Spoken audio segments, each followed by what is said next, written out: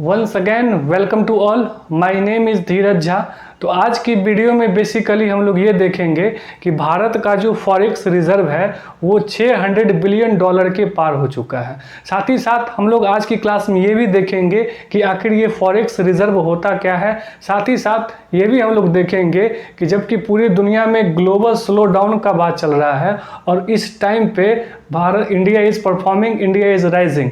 तो आज की क्लास में बेसिकली इन सब चीज़ों को हम लोग कवर करेंगे। तो keep watching this video, you will get lot of knowledge from this video today. So आप बने रहिएगा। तो हम लोग स्टार्ट करते हैं, ठीक है।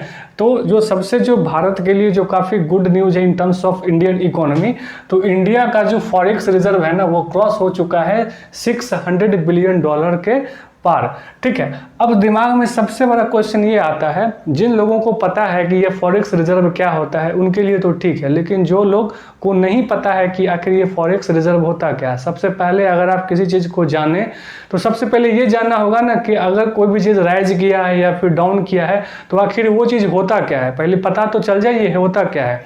तो दिमाग में सबसे पहला क्वेश्चन ये आएगा कि ये फॉरेक्स रिजर्व आखिर होता क्या है, कि इसमें ये आखिर भारत का क्या योगदान है, क्या ऐसा हुआ है कि भारत का। बाद में हम लोग जान लेंगे इसके रीजन को, जब पूरी तरह से समझ जाएंगे तो रीजन वो आपको और क्लियर हो जाएगा, ठीक है। तो इसको शुरू करते हैं। तो क्वेश्चन है कि व्हाट इज फॉरेक्स रिजर्व, मतलब हिंदी में देखें तो इसको बोलते हैं विदेशी मुद्रा भंडार।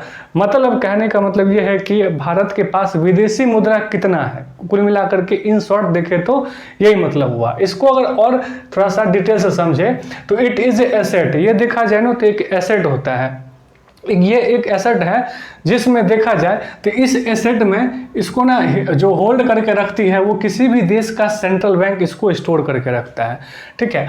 अब अगर और देखें ना तो इसमें एक कंडीशन है, इसमें कंडीशन ये है कि आपका जो फॉरेक्स रिजर्व होगा ना, अपने देश का पैसा को छोड़ के आप दूसरे देश का पैसा को आपको रिजर्व रखना है। इसमें ऐसा नहीं है कि अगर इंडिया का जो करेंसी है वो रुपीज़ है, वो रुपीज़ को ही भंडार बना ले, उसी को रिजर्व रख ले, ऐसा नहीं है। आपको विदेश में, अब आगे समझ में आएगा कि कौन सी करेंसी को, ज़्यादातर जो दुनिया में जो करेंसी जो रिजर्व में रखते हैं ना वो यूएस डॉलर में रखते हैं। अब क्वेश्चन आता है कि यूएस डॉलर में ही क्यों रखते हैं। यूएस डॉलर में इसलिए रखते हैं क्योंकि यहाँ पे मैंने लिखा हुआ है कि since it is most trade currency in the world, ये जो है ना सबसे ज़्यादा यूज होने वाला ट्रेड करेंसी है पूरी दुनिया भर में। और साथ ही साथ इसके यूज करने से, चूंकि ये पूरे दुनिया भर में यूज होता है, इसलिए ये काफ़ी ईजियर हो जाता है टू एग्जीक्यूट, ठीक है। बेसिकली जो फॉरेक्स रिजर्व है ना उसका जो यूज समझ लीजिए, उसका यूज ये होता है कि अगर किसी भी देश का इकोनॉमी अगर डगमगा गया, स्लो डाउन में चला गया, तो यह एक तरह से बैकअप प्लान करता है। अब जैसे कि अगर किसी भी चीज़, अगर आप मान लो कि आप लोन लेते हो किसी बैंक से, अगर आप नौकरी कर रहे हो तो उसका आप ईएमआई दे पाओगे, लेकिन साथ साथ आपने यह भी सोच रखा होता है कि इन केस अगर मेरा नौकरी इधर उधर हो गया, अगर नौकरी छूट गया तो इस लोन को मैं कैसे चुकाऊंगा। तो इस लोन को चुकाने के लिए आप एक बैकअप प्लान रखते हो, कुछ एसेट को रखते हो, सो दैट कि अगर आपका नौकरी पे अगर कोई इम्पैक्ट आए तो आप उस एसेट के थ्रू उसका लोन का भरपाई कर पाओ। तो ठीक उसी प्रकार कोई भी देश अगर उसकी इकोनॉमी डगमगा जाए, खराब हो जाए, स्लो डाउन हो जाए, बिल्कुल गड़बड़ हो जाए, तो उस टाइम पे जो फॉरेक्स रिजर्व होता है ना वो काफ़ी काम आता है। उसके बैकअप में बैकअप प्लान होता है किसी भी देश का, उसको देश का वो रिजर्व करके रखता है कोई भी देश। अब क्वेश्चन ये आता है कि ये किस एक्ट के थ्रू यह रेगुलेट करता है, आखिर कौन होता है इंडिया में जो इसको रेगुलेट कर रहा है। अगर इंडिया के टर्म से देखें तो इसको जो रेगुलेट करता है ना वो आरबीआई करता है। RBI act and the foreign exchange management act 1999 set the legal provision for the governing the foreign exchange reserve, ठीक है। तो आरबीआई इसको पूरी तरह से गवर्न करती है। वहीं पे देखें तो इसमें जो कुछ चीज़ें हैं काफ़ी इंपॉर्टेंट है। इसमें आखिर एसेट में है क्या, अगर आपके पास कोई चीज़ का एसेट होता है तो एसेट में कई भी चीज़ होती है ना, कुछ आपके पास पैसा होता है कैश में, कुछ आपके पास लैंड होता है, घर होता है, गाड़ियाँ होती है, तो सब मिला करके एक एसेट बनता है। तो इसमें जो एसेट बेसिकली जो दिया गया है ना वो पहला नंबर जो आता है, इट्स बिग कॉम्पोनेंट। ये पूरे करेंसी का फॉरेक्स रिजर्व का, भारत का सबसे बड़ा कंपोनेंट यही है। अगर भारत के टर्म से देखें तो ये इसमें जो है ना फॉरेन करेंसी एसेट आता है। इसमें क्या आता है कि बैंक नोट्स आता है, deposits, government securities of reserve currency, bonds हैं, ट्रेजरी बिल है, ये सब चीज़ें हैं जो होल्ड होती है किसमें, फॉरेन करेंसी एसेट्स में। साथ ही साथ गोल्ड का भी होल्डिंग इसमें होता है। और अगर देखें तो SDR मतलब स्पेशल ड्राइंग राइट्स, इसको हम लोग समझ लेते हैं कि ये क्या होता है। देखिए स्पेशल ड्राइंग राइट्स SDR को ना मतलब पेपर गोल्ड भी कहा जाता है। अब पेपर गोल्ड का कतई मतलब नहीं है, नहीं ये करेंसी है और ना ही ये गोल्ड है, यह बस एक सप्लीमेंट्री है। इसमें देखा जाए ना, इसको जो क्रिएट किया था ना वो 1969 में IMF ने किया था। IMF क्या है? IMF जो है ना इंटरनेशनल मॉनिटरिंग फंड है। इस IMF के जो मेंबर 5 कंट्री है ना, ये SDR अलाउ करता है, ये राइट देता है कि IMF से जो 5 कंट्री जो मेंबर है, वो कंट्री जैसे USA है, चाइना है, रसिया है, जापान है, इंग्लैंड है, तो इनकी करेंसी जो है मतलब US डॉलर हो गया, फिर रेनमिनबी हो गया, यूरो हो गया, येन हो गया, पाउंड हो गया, इस करेंसी को फ्रीली यूज कर सकते हैं। अब देखिए इसको समझिए वर्क कैसे करता है। मान लीजिए कि ऐसा देश जिसके पास ना ये फॉरेक्स रिजर्व नहीं है, ये करेंसी नहीं है, तो वो अगर भारत से अगर कोई दवाई खरीदना चाहे तो वो कैसे खरीदेगा? वो क्या करेगा? सबसे पहले जाएगा IMF के पास, मतलब IMF से वो SDR लेगा। वो SDR लेकर के जिससे वो परचेज करना चाहता है मेडिसिन, यानी कि इंडिया से, वो इंडिया को वो SDR दे देगा। मतलब उसको ये राइट मिल गया कि वो SDR के सहायता से वो कर सकता है, तो SDR दे देगा भारत को और उसके बदले में वो डॉलर ले लेगा। अब डॉलर चलता है पूरे ट्रेड में, पूरी दुनिया भर में, तो डॉलर ले लेगा भारत से, और वो डॉलर जितने डॉलर का उसको दवाई चाहिए उतना डॉलर इंडिया को दे देगा वो, और उसके बदले में वो परचेज कर लेगा मेडिसिन। तो इस हिसाब से वो करता है SDR। तो SDR के रूप में भारत के पास फॉरेक्स रिजर्व है। साथ ही साथ देखें अभी क्या है कि इसका वैल्यू कैसे कैलकुलेट होता है। तो इसका जो वैल्यू जो डिफाइंड होता है इन्हीं 5 कंट्रियों की करेंसी के माध्यम से होता है। इन्हीं 5 कंट्री को मिला करके, मतलब अल्टीमेटली देखा जाए तो IMF ना इन्हीं 5 कंट्रियों का जो करेंसी है ना अलाउ करती है तो ट्रेड, मतलब इंटरनेशनल ट्रेड में। तो USA का डॉलर हो गया, चाइना का देख लीजिए रेनमिनबी हो गया, रसिया का यूरो हो गया, जापान का येन हो गया, उसके बाद देखें तो ये इंग्लैंड का पाउंड हो गया। तो ये सब होते हैं, ठीक है। अब देखिए यहाँ पे, तो अब देखिए यहाँ पे एक और बात है यहाँ पे कि जैसे कि मैंने आपको पहले ही बताया कि पूरी दुनिया भर में मतलब ग्लोबल स्लोडाउन का बात चल रहा है और India is performing, India is rising. देखिए क्या है ना कि अगर आप देखोगे ना थोड़ा सा डाटा, तो जुलाई 2020 में भारत का जो रिजर्व फॉरेक्स रिजर्व था वो लगभग 525 बिलियन डॉलर के आसपास पहुंच गया था, कंटिन्यू घटता जा रहा था। रीजन क्या था? रीजन ये था कि बहुत टाइम पैंडेमिक का टाइम था, साथ ही साथ बहुत सारे डेब्ट थे जो भारत को चुकाने थे, बहुत कर्जा था उसको चुकाना था। क्यों चुकाना था? क्योंकि अपने उसको रुपीज को डेप्रिसिएशन से बचाना था। इन सब कारणों से धीरे कंटिन्यू वो डेप्थ में वो धीरे धीरे स्लो डाउन होता चला गया।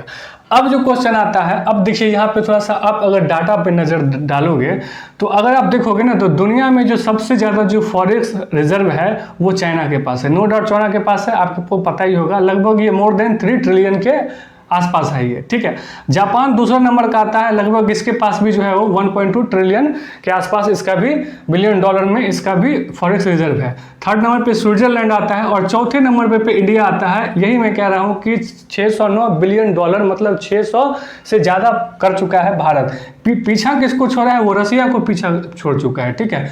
रसिया का आप अगर देखोगे तो 5.94 बिलियन डॉलर के आसपास इसका भी फॉरेक्स रिजर्व है और इंडिया का इससे क्रॉस कर लिया गया। अब यहाँ पे आपको थोड़ा सा डाटा में थोड़ा सा शॉक लगेगा कि इसमें आपको अमेरिका कहीं नहीं दिखाई पड़ेगा। देखिए क्या होता है ना कि हर देश का ना अपना एक फॉरेक्स रिजर्व होता है, लेकिन हर देश ना अपने अकॉर्डिंगली उस फॉरेक्स रिजर्व को बिल्ड करती है। अब क्या होता है ना कि हम लोग ना ज़्यादातर जो चाइना हो गया, जापान हो गया, स्विट्जरलैंड हो गया, इंडिया हो गया, जो हम लोग हैं ना ज़्यादातर US डॉलर पे फोकस करते हैं, उसको रिजर्व रखने का ट्राई करते हैं, कोशिश करते हैं।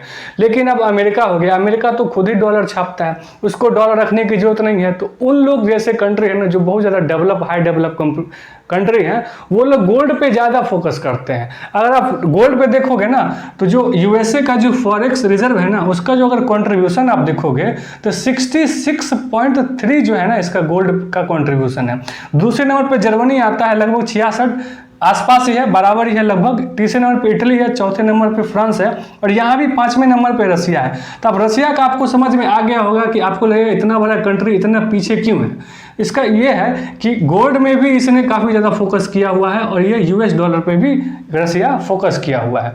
अगर आप देखोगे भारत का मात्र अगर गोल्ड का कंट्रीब्यूशन तो मात्र ये 7% के आसपास है। वही चाइना का देखोगे ना तो 3.3 के आसपास है गोल्ड का कंट्रीब्यूशन।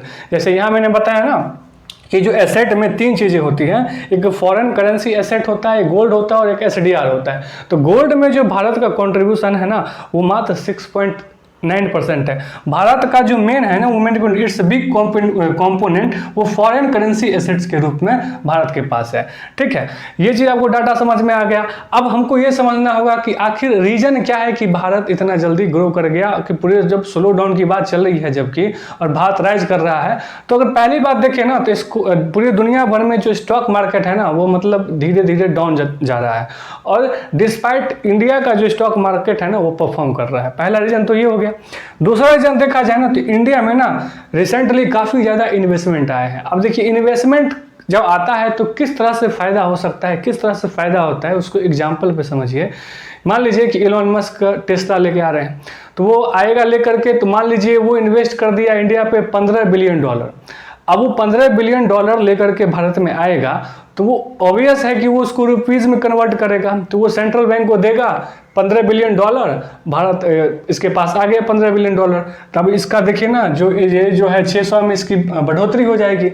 अब उस $1 बिलियन का अब देखिए ना, अब इलॉन मस्क जैसे कि टेस्ला लेके आया तो वो दे देगा रुपीज़, ठीक है, मतलब वो दे देगा डॉलर के बदले में होगा रुपीज़। अब वो देखेगा कि रुपीज़ तो यार दिए इतना कम पैसा आया, इतना पैसा।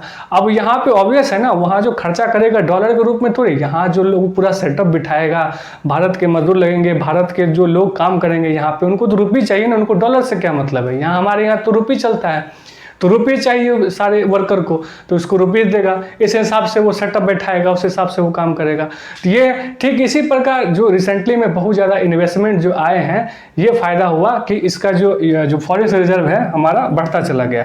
साथ ही साथ अगर एक और रीजन देखें ना तो RBI कभी नहीं चाहता है, तत्काल में अभी नहीं चाहता है कि जो करेंसी है ना इंडिया का जो रुपीज़ है वो स्ट्रांग हो सके।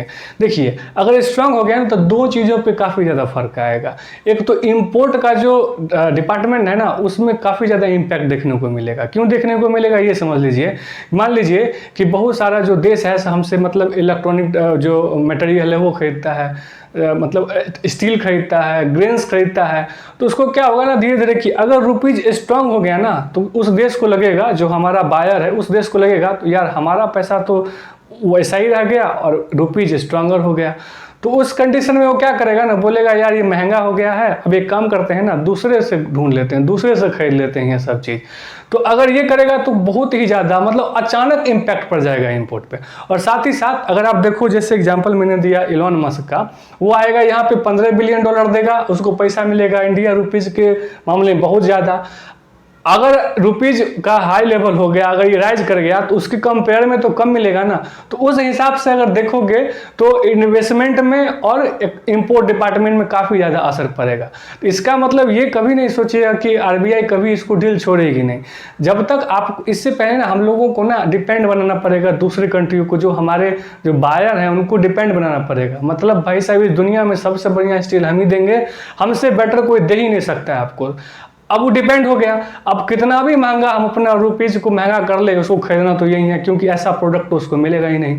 ठीक है, अगर ग्रेन्स खरीदना है, चावल खरीदना है, गेहूं खरीदना है तो आपको इससे बेटर मिलेगा नहीं, इससे ज़्यादा अमाउंट मिलेगा नहीं। अब जब चाहोगे तब मिलेगा, सर्विस भी अच्छी मिलेगी, तो उसको अल्टीमेटली यहीं आना पड़ेगा। तो इस हिसाब से अगर करेंगे तब जा करके अगर रुपीज़ को स्ट्रॉन्ग करते हैं, और RBI जब चाहे ना तब रुपीज़ को स्ट्रॉन्ग कर सकती है, उसमें कोई बहुत बड़ी बात नहीं। और आगामी टाइम में देख लीजिएगा जो हम लोगों का जो रुपीज़ है ना वो it will be definitely stronger in future. ये पक्का होगा ही होगा। जब हम अब देखिए ना हम लोग ना मतलब कुछ देशों के साथ ट्रेड शुरू भी कर चुके हैं, कुछ एग्रीमेंट पे साइन भी हो चुका है। जैसे कुछ देश का नाम अफगानिस्तान हो गया, यूएई हो गया, ऑस्ट्रेलिया हो गया, जापान हो गया, साउथ कोरिया हो गया, मलेशिया हो गया, सिंगापुर हो गया, श्रीलंका हो गया, मॉरिशस हो गया, इन सब कंट्री के साथ हमारा ऑलरेडी एग्रीमेंट हो चुका है। हम लोग ट्रेड मतलब इन लोगों को हम लोग इंपोर्ट करने वाले हैं। तो इस हिसाब से देखें तो हम लोगों का जो ये जो है ना, जो सरप्लस आने वाला है, ये जो लगभग ये जो हम लोग का 609 बिलियन डॉलर के जो पास हमारा जो फॉरेक्स रिजर्व पहुंचा है, इसमें सरप्लस आएगा। और हमारा जो हाल ही में जो पीयूष गोयल ने कहा भी है कि हमारे पास इतना मतलब फॉरेक्स रिजर्व है कि आगामी 5-6 साल तक हम लोगों को कोई भी इकोनॉमिक डेविसिएशन का सामना नहीं करना पड़ेगा। तो ये चीज़ें हैं। तो आपको ये आई होप कि अच्छे से समझ में आ गया होगा कि ये फॉरेक्स रिजर्व क्या होता है। अगर नहीं समझ में आया तो आप एक बार कमेंट करेंगे। और